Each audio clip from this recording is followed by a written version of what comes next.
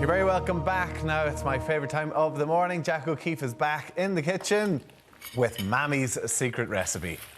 I had her up here last night. I cracked the whip, said, get up here to Dublin and cook me some Bolognese. No, I'm only messing. Look. Well, you told us that our Christmas dinner wasn't quite up to scratch now, but and then you went and called her Mrs. O'Keefe.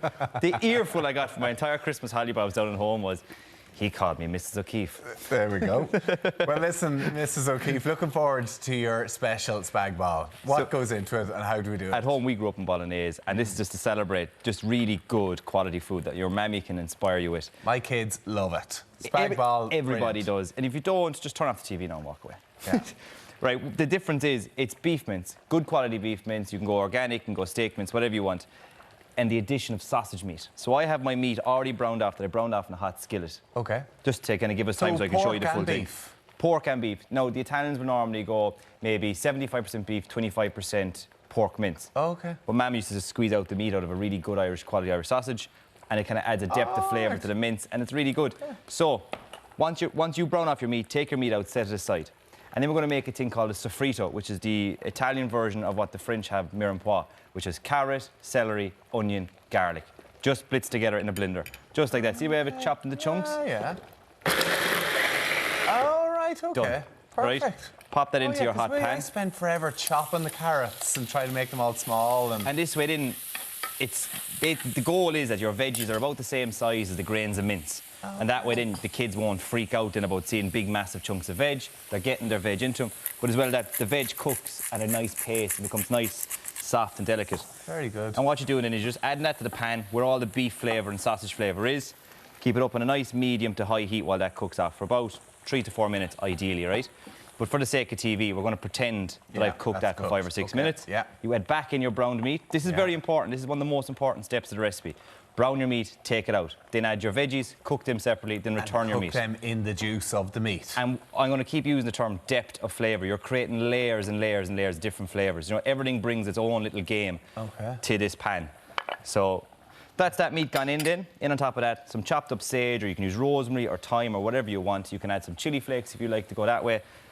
Stir that in. And then, so you're kind of saying don't use the sauces that you get, you know, the sausage pouring. So this is simple enough. Really good chopped tomatoes is all you need, right? Okay.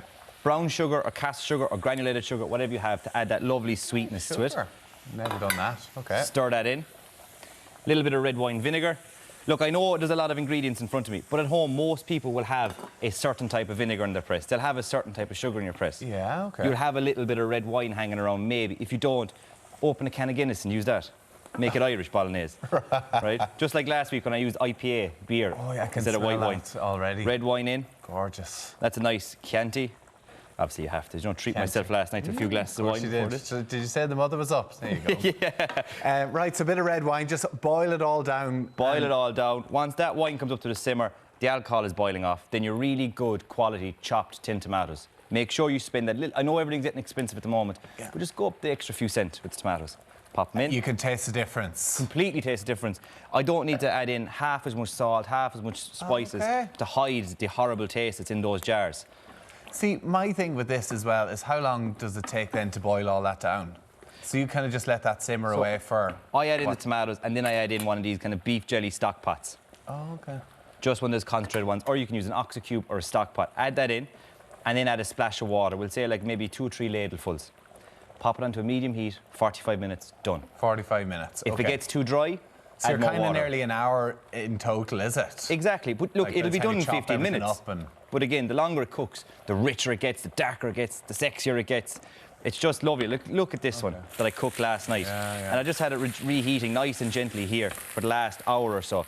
And it's just class, right? Pasta goes into a pot of salted water. Again, get good quality spaghetti, 6 minutes, and it's absolutely lovely.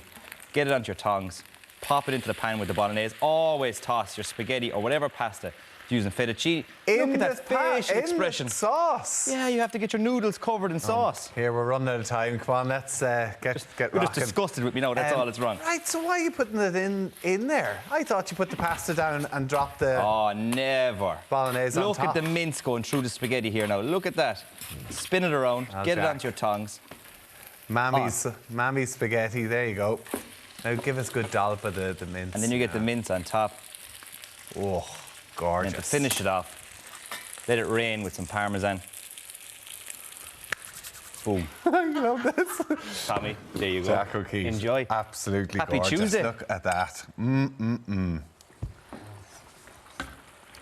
that's pretty much it. Like, that is, if I have time on a Sunday to do meal prep for the week, that is 100% happening. The every sausage single meat, time. I just got a bit of the sausage meat as well.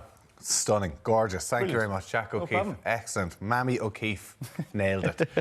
We're in now. What's coming up in the final hour? I just want to take mental images of every time you're served up food and the face you make. I'm so giddy. He's so I know. expressive. You know when he really likes this stuff. Look, he's delighted. Now coming up on the show, Aoibhinn Nihulawan talks getting girls involved in STEM. Plus we meet the woman that went from pharmaceuticals to Formula Woman. We'll talk to you shortly.